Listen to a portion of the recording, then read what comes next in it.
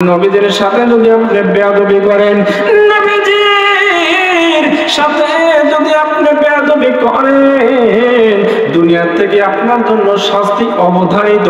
বাদন একটা ঘটনা, সংক্ষিপ্ত ঘটনা বলতেছে। একজন কাফের আল্লাহর নবী রাহমাতাল লিল আলামিন একটা গাছের ছায়ার নিচে বসে আছে। নবীজি ছায়ার নিচে বসিয়া তিনি একটু রেস্ট নিচ্ছেন, একটু আরাম করতেছেন। এইবার একজন খ্রিস্টান একটা তরবারি বের করে নিয়ে এসে বলতেছেন, এইবার একটা সুযোগ যায়, আব্দুল্লাহর বেটা মুহাম্মদকে হত্যা করার এই একটা সুযোগ যায়। পিছন থেকে যাইয়া আব্দুল্লাহর বেটা মুহাম্মদের কল্লার মধ্যে ছুরিটা চালায় দেব, দেহ থেকে মাথাটা আলাদা করায় দেব। জোরে কান নাউযুবিল্লাহ। মতলব ভালো না খারাপ? জোরে কান ভালো না খারাপ? খারাপ। খারাপের পক্ষে আল্লাহ আছে? জোরে কান আছে? নাই।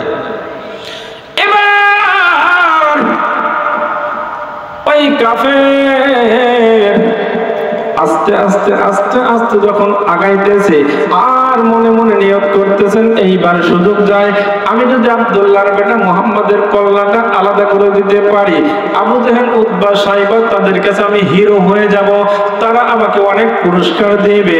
এবার ওই কাফের আল্লাহর নবীর কাছে যখন একটু আগাইতে লাগলেন, আমার আল্লাহ ডাক দেয়, জিবরাইল,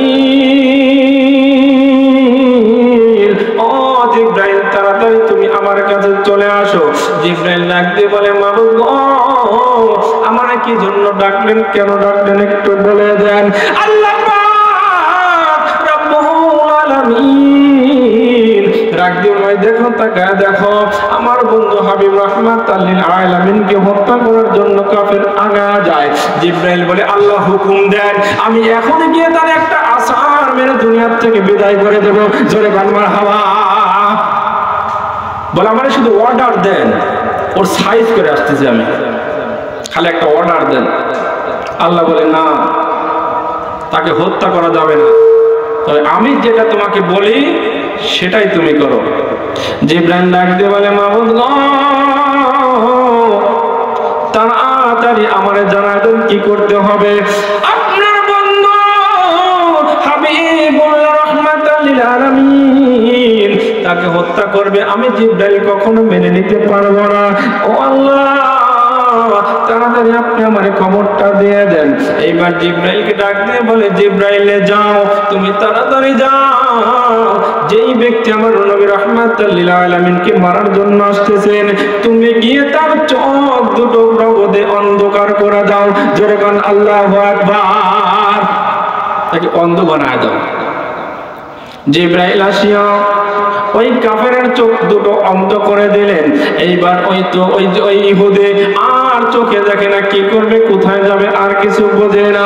শুধু চোখ অন্ধ নয়, ওই ইহুদির চোখের মধ্যে জ্বালা যন্ত্রণা শুরু হয়ে গেল। আস্তে আস্তে আস্তে আস্তে হাঁটি হাঁটি পা পা করে যখন বাড়ির মধ্যে চলে গেল, তার একটা কন্যা সন্তান ছিল। ডাক দিয়ে বলে, মা গো মা, তুমি আমার কাছে আসো, আমি কেন চোখে দেখতে পারতেছি না, কারণ কি? শুধু চোখে দেখতেছি না, আমার চোখের মধ্যে জ্বালা যন্ত্রণা শুরু হয়ে গেছে। জোরে কান নাউযুবিল্লাহ। মেয়েটা ডাক দিয়ে বলে, বাবা গো, তুমি না এইমাত্র বাড়ি থেকে বের হয়ে গেলে, ভালো মানুষ, তোমার চোখ দুইটা ভালো ছিল, এখন কেন তোমার চোখ কেন অন্ধ হয়ে গেল রে বাবা? ওই বাবা ডাক দিয়ে বলতেন, জানি না কি কারণে হলো, কেমনে হইলো, কি কারণে হলো, আমি তো কিছুই বুঝতে পারলাম না, শুধু কেমন যেন চোখের মধ্যে একটা আঘাত লাগলো, আঘাত লাগার সঙ্গে সঙ্গে আমার চোখে আর কিছু আমি দেখতে পাই না। জোরে বলেন আল্লাহু আকবার। মেয়েটা ডাক দিয়ে বলতেছেন, বাবা গো, এমনি এমনি তো কোনো কিছু হতে পারে না, তুমি কি অপরাধ করেছো আমারে জানা দাও।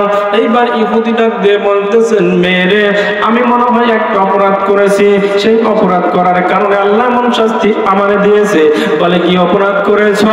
ওই ইহুদি ডাক দিয়ে বলে, মা, আমি আল্লাহর নবী রাহমাতুল্লাহ রাহমাতাল লিল আলামিন একটা গাছের ছায়ার নিচে বসা অবস্থায় ছিল। আমি নিয়োগ করেছিলাম আজকে আব্দুল্লাহর বেটা মুহাম্মাদের কল্লাটা আমি আলাদা করে দেব। জোরে কান নাউযুবিল্লাহ।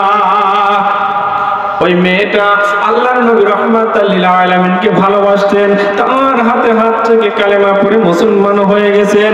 মেয়েটা ডাক দিয়ে বলে, বাবা, ও বাবা গো বাবা, আল্লাহর নবীর সাথে বেয়াদবি করার কারণে, আল্লাহর নবী রাহমাতাল লিল আলামিনের সাথে মারার কারণে, বেয়াদবি করার কারণে আল্লাহ পাক রব্বুল আলামিন আপনাকে নগদ শাস্তি দিয়েছেন। জয় কান নাউযুবিল্লাহ।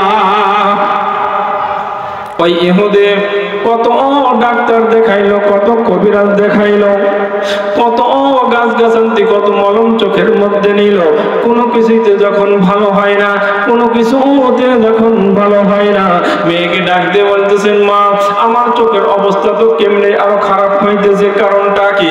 ওই মেয়ে ডাক দিয়ে বলতেছেন, বাবা রে, তাম পৃথিবীর ডাক্তারের কাছে আপনি যান, তাম পৃথিবীর কবিরাজের কাছে আপনি যান, তাম পৃথিবীর মহারাজের কাছে আপনি যান, তাম পৃথিবীর ডাক্তারের মলম আপনার চোখের মধ্যে লাগা দেন, তাম পৃথিবীর গাছগাছালি বেটে আপনার চোখের মধ্যে যদি আপনি লাগা দেন, আপনার চোখ জীবনে কোনোদিন ভালো হবে না। কারণ হলো আল্লাহর নবীর সাথে আপনি বেয়াদবি করেছেন। বেয়াদবি করার কারণে আল্লাহ পাক রব্বুল আলামিন নগদ আপনাকে শাস্তি দিয়েছে। জোরে কান মারহাবা। মেয়েটা ডাক দিয়ে বলতেছেন, বাবারে আপনি একটু দাঁড়ান, আমি রাহমাতাল লিল আলামিনের দরবারে এখন একটু যাই। এবার মেয়েটা আল্লাহর নবীর রাহমাতাল লিল আলামিনের দরবারে গিয়ে সালাম দিচ্ছে, আসসালামু আলাইকা ইয়া রাসূলুল্লাহ, আসসালামু আলাইকা ইয়া হাবিবাল্লাহ। নবী গো, ইয়া রাসূলুল্লাহ, ইয়া হাবিবাল্লাহ, ওগো মায়ের নবী রাহমাতাল লিল আলামিন, আমার পিতাকে আমি বড় ভালোবাসি, আমার পিতাকে আমি বড় স্নেহ করি। আমার পিতা আপনাকে মারতে আসছিল বিধায় আমার বাবা অন্ধ হয়ে গেছে, আল্লাহ পাক তাকে শাস্তি দিয়েছেন। ও নবী, ইয়া রাসূলুল্লাহ, ইয়া হাবিবাল্লাহ, আমার বাবাকে তো আমি বড় ভালোবাসি, এখন কি করা যায়? আল্লাহর নবী রাহমাতাল লিল আলামিন তিনি তার কি করলেন, তার কদমের পায়ের ধুলা মুবারক খানা নিলেন, তার পায়ের নিচের যে ধুলা মুবারক ছিল, এই ধুলা মুবারক ওই মেয়ের হাতের মধ্যে দিয়ে ডাকতে বলতেছেন, মেয়েরে এই ধুলা তোমার বাবার চোখের মধ্যে মালিশ করে দাও, আল্লাহ পাক রব্বুল আলামিন ভালো বানায় দিবে। জোরে কান মারহাবা। কি করলেন? নবীজির কদম মুবারকের নিচের যে ধুলা, ওই ধুলাটা দিয়ে বললেন, যাও এই ধুলাটা তোমার বাবার চোখের মধ্যে মালিশ করে দাও, তোমার বাবা ইনশাআল্লাহ ভালো হয়ে যাবে। জোরে কান্না সুবহানাল্লাহ।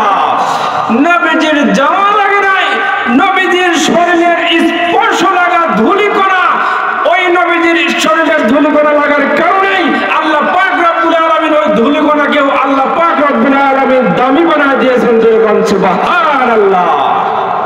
নবীজির শরীরের স্পর্শ যেইখানে লাগে সেইখানে আল্লাহ পাক সবচাইতে দামি বানায় দেয়। জোরে কান সুবহানাল্লাহ। নবীজির হাতের রুমাল মুবারক আগুনে দিলে পড়ে না। জোরে কান আল্লাহু আকবার। আর আমাদের হাতের রুমাল আগুনে দিলে খুঁজেই পাওয়া যাবে না। কথা কান ঠিক কিনা? হ্যাঁ, ওই নবী আর আমরা এক। কেমনে তুলনা করো? এই নবীও যা আমরাও তাই, নবী আর আমরা ভাই ভাই। নাউজুবিল্লাহ বলেন না। নবীজির স্পর্শে রুমাল আগুনে পড়ে না, আর আমাদের রুমাল আগুনের কাছে দিলে খুঁজে পাওয়া যাবে না। ওই নবী আর আমরা কি এক হতে পারি? যদি বলেন পারি না। হাদিস খানা বর্ণনা করেছেন আনাস ইবনে মালিক রাদিয়াল্লাহু তাআলা আনহু 10 বছর গোলামি করেছেন নবীদের সাথে সাথে থেকে। ধরে কান সুবহানাল্লাহ। এই নবীদের সাথে যারা থেকেছেন তাদের কথা মিথ্যা হবে? জোরে বলেন মিথ্যা হবে? বিশ্বাস করলে ভালো, না করলে লস নাই, আপনার কপাল পোড়া। ভাইরা আমার, নবীজির পায়ের ধুলা মুবারকখানা লইয়া ওই মেয়েটা এবার হাঁটতে হাঁটতে বাবার দরবারে চলে গেল। এবার ধুলিকণা লইয়া বাবার দুই চোখের মধ্যে যখন মালিশ করে দিল, মালিশ করার পর ওর তার পিতা ডাক দিয়ে বলতেছেন, মারে মা, কি মলম তুই আমারে লাগায় দিলি রে মা। তামাম পৃথিবীতে আমি ঘুরলাম, কত ডাক্তার কবিরাজের কাছে গেলাম, কত ঔষধ বেটে বেটে আমার চোখের মধ্যে নিলাম, আমার চোখ ভালো হলো না। এমন কোন মলম তুই এনে দিলি রে মা, আমার চোখে লাগানোর সঙ্গে সঙ্গেই আমার চোখের জ্যোতি আগের চাইতেও সব চাইতে পাওয়ারফুল হয়ে গেছে। যেরকম মারহাবা, আগের চাইতে আমার চোখের পাওয়ার অনেক বেশি হয়ে গেছে। জোরে কান আল্লাহু আকবার। তখন বলতেছেন, এই ওষুধটা তুমি কার কাছ থেকে এনেছো? ওই মেয়েটা ডাক দিয়ে বলছে, বাবা গো, এই ওষুধটা এনেছি অন্য কারোর কাছে নয়, আল্লাহর নবী রাহমাতাল লিল আলামিনের কাছ থেকে। জোরে কান আল্লাহু আকবার।